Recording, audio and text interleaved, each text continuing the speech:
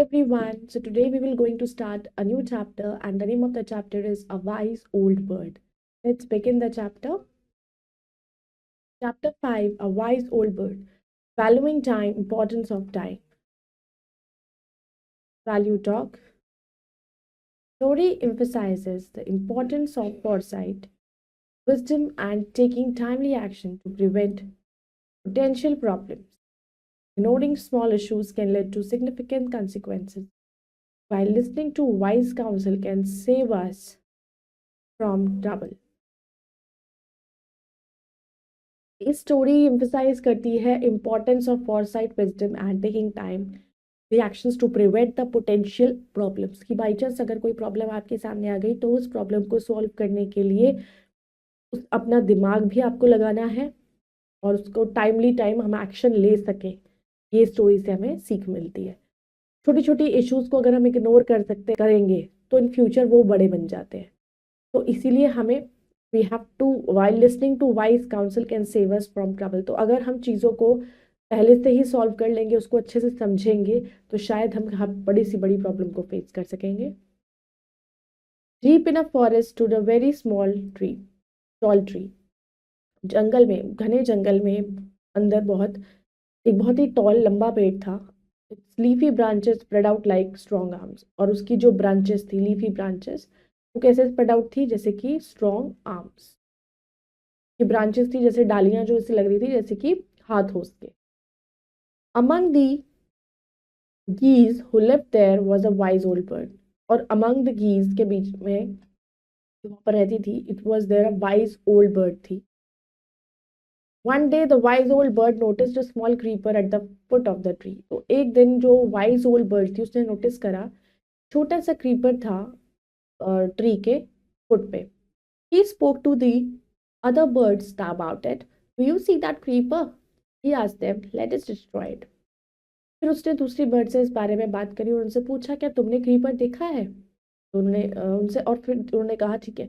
तो उससे बोला कि उनको बोला कि चलो हम उसको डिस्ट्रॉय करते हैं। Why must we destroy it? Asked the other geese in surprise। अब दूसरे गीज ने पूछा, क्यों करें हम इसको डिस्ट्रॉय? इट्स सो स्मॉल, वो बहुत छोटा है। What harm can it do? और वो क्या हार्म करेगा किसी को? My friends replied the wise old bird, that little creeper will soon grow. उसने कहा my friends, wise old bird ने बोला, जो एक छोटा सा क्रीपर है वो जल्दी से बड़ा हो जाएगा। As it creeps up this tree will become thick and strong. और जब वो उस पेड़ पर चढ़ने की कोशिश करेगा तो थिक और स्ट्रॉन्ग हो जाएगा। What is there to worry about आर आज the geese, what harm can a creeper do to us? अब उसने कहा इसमें चिंता वाली क्या बात है, क्रीपर हमें क्या हार्म कर सकते हैं? Don't you see, replied the wise bird, with the help of that creeper it will be possible for someone to climb his tree। तो उसने कहा क्या आपको दिखाई नहीं दे रहा है, वाइस बर्ड ने बोला, कि इस क्रीपर की हेल्प से कोई और भी इस पेड़ पर आसानी से चढ़ सकता है। आ Hunter could use it to climb up and kill us all। और हंटर क्या करेगा, उसको यूज कर सकता है हमारे ऊपर चढ़ने के लिए, पेड़ पर चढ़ के वो हमको पकड़ सकता है, मार सकता है। Well there is no hurry, the geese replied, the creeper is very small, it would be a pity to destroy it now। उसने कहा कोई जल्दी नहीं है, गीज ने बोला, क्रीपर बहुत छोटा है, it would be a pity to destroy it now. इसको अच्छा नहीं होगा कि इसको हम डिस्ट्रॉय करें। Destroy the creeper while it is still young, उसको द ओल्ड बर्ड एडवाइस ने कहा उसको जब थोड़ा सा यंग हो जाए तो तब हम उसको डिस्ट्रॉय करेंगे। Now it is tender and you can cut it easily. उसने कहा अब तो ये सॉफ्ट है तो तुम इसे इजीली कट कर सकते हो। Later it will become hard and you will not be able to cut it. और बाद में वो हार्ड हो जाएगा, तुम उसको काट नहीं पाओगे। वी विल सी, हम देखेंगे, answer the birds. They did not destroy the creeper, उन्होंने उसको डिस्ट्रॉय नहीं किया। They forgot the wise old birds advice, तो वाइज ओल्ड बर्ड की एडवाइस को भूल गए। As the creeper grew it became as strong as a thick rope. तो जैसे जैसे वो बड़ा हुआ तो वो बहुत ही ज़्यादा स्ट्रॉन्ग हो गया और वो रस्सी की तरह हो गया। One morning when the geese had gone in search of food, a hunter came to the tree. तो एक सुबह जब गीज अपने खाने ढूंढने गए हुए थे तो हंटर आया पेड़ पर। तो this is where the wild geese live, he said to himself. वो अपने आप से बोलने लगा ये वो जगह है जहाँ पर जो है जंगली गीज रहते हैं। When they come back in the evening I shall catch them. उसने कहा जब वो शाम को वापस आएंगे मैं उन्हें पकड़ लूंगा। The hunter climbed up the tree with the help of the creeper. अब हंटर क्या क्रीपर की हेल्प से पेड़ पे चढ़ गया। He reach the top and spread his net there. अब वो ऊपर पहुंच के उसने अपना नेट बिछा दिया। Then he climb down and went away, और नीचे आकर वो चला गया। In the evening the geese return home. Evening में जब गीज वापस आए, they did not notice the net. उन्होंने नोटिस तो देख करा ही नहीं है नेट को। As they flew into the tree they were trapped. और जैसे ही वो पेड़ के अंदर गए उनको ट्रैप हो गए, मतलब वो नेट के अंदर बंद हो गए। They struggled hard to get out but could not. उन्होंने कोशिश करी कि हम इस नेट से निकल सके, बट वो नहीं हो पाया। Help help cried the geese. वो हेल्प मांगने लगे। We are caught in the hunter's net, oh what shall we do. हम हंटर्स की नेट में फंस गए, अब हम क्या करें। Don't make a fuss now said the wise old bird. Wise old bird ने कहा, अब इतना मत बोलो। Long ago I had told you to destroy the creeper but did not, you did not. कितने टाइम पहले मैंने तुमसे बोला था कि इसको डिस्ट्रॉय कर देते, पर तुम लोगों ने नहीं माना। नाउ सी व्हाट हैपेंड, देखो क्या हुआ। Tomorrow morning the hunter will come back and kill us all. अब अगले दिन सुबह वो आएगा और हम सबको मार देगा। We were foolish wept the birds. वो रोने लगी कि हम तो बिल्कुल पागल थे। We are sorry that we did not listen to you, please tell us what to do. हम बहुत सॉरी है, हमने तुम्हारी बात नहीं मानी, अब हमें बताओ हम क्या करें। Then listen carefully replied the wise bird ने कहा, ठीक है सुनो ध्यान से। When the hunter comes you must all pretend to be dead. जैसे हंटर आएगा आपको ऐसे प्रिटेंड करने से तुम लोग मर चुके हो। लाई स्टिल, बिल्कुल ऐसे लेट जाओ जैसे डेड हो। The hunter will not harm dead birds. और हंटर डेड बर्ड्स को तो कोई चोट नहीं पहुंचाएगा। He will throw us to the ground, और वो हमें ग्राउंड पर फेंक देगा।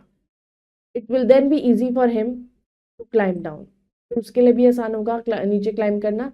Collect the dead birds and take them home. कि वो उन्हें नीचे रखेगा, उन्हें कलेक्ट करेगा, फिर उन्हें घर ले जाएगा।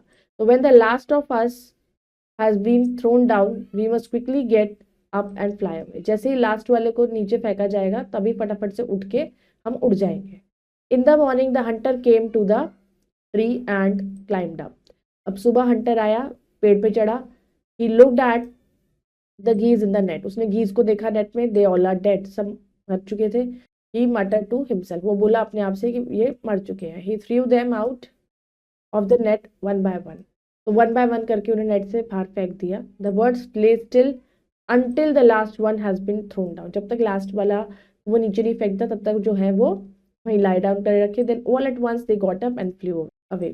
तो फिर एकदम से वो सारे उठे और उड़ गए। तो always remember we should do the needful today and never ever wait for tomorrow. तो इसलिए जो जरूरत की चीजें हैं, जो हमें लगता है कि हमारे लिए प्रॉब्लम बन सकती है, उसको हमें पहले ही कर देना चाहिए, कल पर नहीं छोड़ना। तो the moral of the story is to value and act on wise advice promptly as procrastination can lead to change. तो अगर कोई हमें अच्छी एडवाइस देता है तो उस एडवाइस को हमें उसी टाइम का यूटिलाइज करना चाहिए, डिसीजन ले लेना चाहिए उसको, अब ताकि हम खतरे से बच सके। Now let's do the exercise. Darken the correct option in the OMR sheet. Why did the wise old bird want to destroy the creeper? अब wise old bird जो था वो creeper destroy करना क्यों चाहता था? Because it could help a hunter to climb the tree. What did the geese initially think of the creeper? अब geese जो है initially क्या creeper के बारे में सोच रहे थे? It was beautiful. What happened when the creepers grew thick and strong? The hunter used it to climb up the tree. How did the wise old bird advise the geese to behave when the hunter comes? Pretend to be dead. What is the moral of the story? Value and advise, act on wise advice promptly. Now let's do the fill in the blanks with the birds given below. The wise old bird noticed a small dash at the foot of the tree. The wise old bird noticed a small creeper. The wise old bird warned that the creeper would become dash and strong. Creeper would become thick and strong. The geese were trapped in the hunters. Geese जो थे, they were trapped in hunter's net.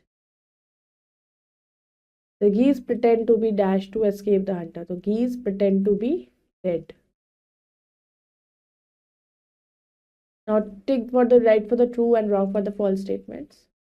The geese immediately destroyed the creeper when advised. Wrong. The hunter used the creeper to climb the tree. Correct. The geese noticed the nets as soon as they returned. Wrong. The wise bird told the geese to pretend to be dead. Correct. The hunter killed some of the geese. Wrong. The geese never escaped the hunter's net. Wrong. Now let's do the complete the words. First is creeper. This is hunter. This is season. Net. Destroy. Quickly. Now let's come to match the following. Wise old bird gave wise advice. Creeper is grew strong like a rope. Geese pretend to be dead. Hunter climbed the tree, and net used to trap the. So I hope you all have understood this chapter. You all can go through it once again, and we will meet in the next video with the next chapter. Till then, bye bye. Take care. Thank you.